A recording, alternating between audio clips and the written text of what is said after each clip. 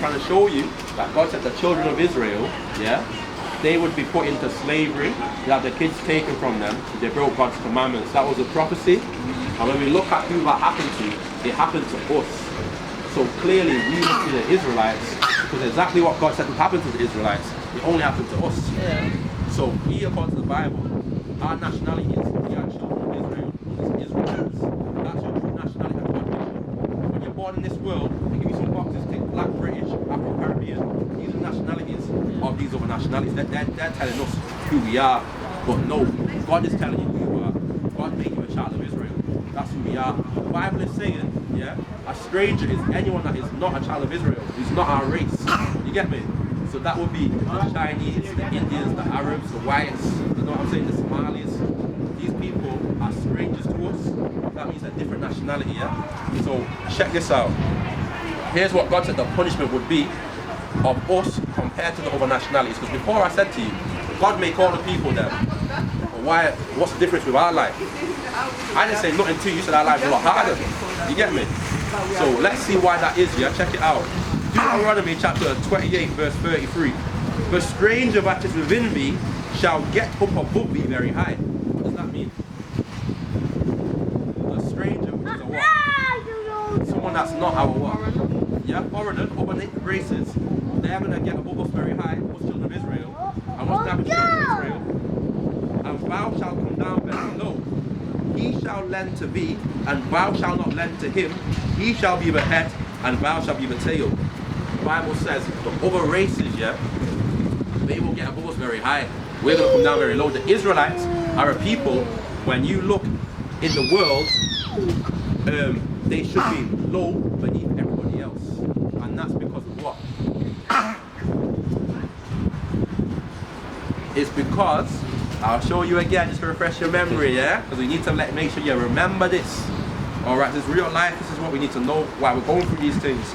Deuteronomy 28 and 45. Moreover, all these curses shall come upon thee, and shall pursue thee and overtake thee, till thou be destroyed, because thou hearkenest not unto the voice of the Lord thy God, to keep his commandments, his statutes, which he commanded thee. So it's saying the curses are going to come on us if we didn't what? If we disobey God's commandments, we're getting our backsides beat by having the strangers get above us very high. And what that means is this: when you go to a nice housing area, this is where the high is, that's living high.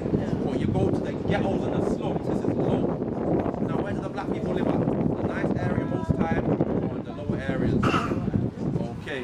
When it comes to finance, let's look at your bank account. Let's look at how many figures are in there. We look at the black people's bank account on the most part, and then we look at the Chinese, the Indians, the Arabs, the whites. Whose bank accounts has got the lowest digits across the board? When we look at the business place, never mind looking at the bank account, this is where we see real money. You know how I know who's got money? I look at Asda, I look at Argos, I look at B&M. Who owns Asda? Who owns Argos? Who owns B&M? Our people own that. Never mind that. I want to know big money. I look at the cars, I see Citroen, I see Mini, I see Toyota, I see Mercedes. Which one of these caravans the black people own? Or the Chinese, the Indians, the Arabs, the whites, they own all these things here.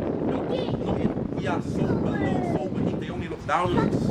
Why is this God? Because we what we told us to do. Punishment we're dealing with right now. We were supposed to be blessed above all these nations. All we see is everything representing our wealth in this world. It was meant to be a representation of the wealth that God has given us. We broke God's commandments. He has made us the laughing stock. We are at the bottom, man. That's no one's fault but our own. What he said, he wanted to give us a good thing. He said it. So I'm trying to show you this because the offer is still on the table, man. The time is not there for you. You can still come and keep God's commandments, and the price is going to come back. And he's going to be possible to you get me? We have to keep these commandments. The reason why we're in this situation is because we're still not keeping them. Let me just show you something real quick, yeah? So yeah, praise the Most High. What was I getting at now? So before you disappear, I just want to leave you with a quick message of what we're supposed to do now to improve things. I think I've been quite clear in showing what's up, what's wrong. why we suffer and who we are. But now I'm going to show you what we're supposed to do, right? Okay, so check this out.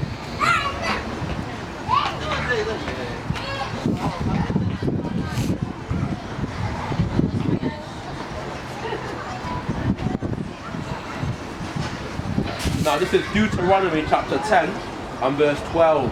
And it says, "And now Israel, what doth the Lord thy God require of thee?" So when God says, "Now Israel," who is he talking to?